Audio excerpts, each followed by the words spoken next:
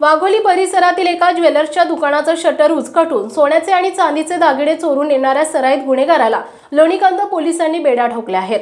आरोपीने त्याच्या साथीदारांच्या मदतीने घरफोडी करून 3 लाखांचा मुद्देमाल चोरून नेला। ही घटना सोमवारी रात्री 9:30 ते मंगळवारी सकाळी 7च्या दरम्यान ताताश्री कॉम्प्लेक्स मधील ज्वेलरी दुकानात घडली होती। याबाबत श्याम वैष्णव यांनी लोणीकांद पोलीस ठाण्यात फिर्याद दिली आहे। त्यानुसार सोनू सिंग जुनी याला मंगळवारी रात्री वानवडी परिसरातून अटक केली आहे, तर त्याचे साथीदार सनी सिंग जुनी आणि आशु सिंग टाक यांच्यावर भारतीय न्याय संहिता कलम 331-4-305 नुसार गुन्हा दाखल केला असून आरोपी फरार आहेत। आरोपी पोलीस रेकॉर्डवरील गुन्हेगार असल्याची माहिती पोलिसांनी दिली आहे।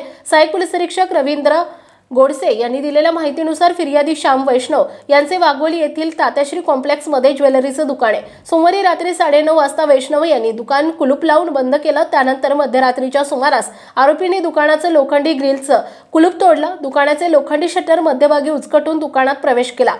दुकानातील 2,95,000 रुपये किमतीचे 14.380 ग्रॅम वजनाचे सोन्याचे दागिने, 3 किलो 700 ग्रॅम वजनाचे चांदीचे दागिने, DVR मशीन चोरून नेली। फिर्यादी मंगळवारी सकाळी 7च्या सुमारास दुकानात आले असता दुकानाचं कुलूप तुटल्याचं दिसलं। दुकानात चोरी झाल्याचं लक्षात आल्यानंतर त्यांनी लोणीकांद पोलिसांना याबाबत माहिती दिली। पोलिसांनी घटनास्थळी जाऊन पंचनामा करून आरोपींचा शोध घेण्यासाठी पथके रवाना केली। आरोपी सोनू सिंग जुनी याला मंगळवारी रात्री अटक केली असून त्याच्या साथीदारांचा शोध सुरू असल्याचं API गोडसे यांनी सांगितले। घटनास्थळी सहाय्यक पोलीस आयुक्त विठ्ठल दबडे, वरिष्ठ पोलीस निरीक्षक सावळाराम साळगावकर यांनी भेट दिली।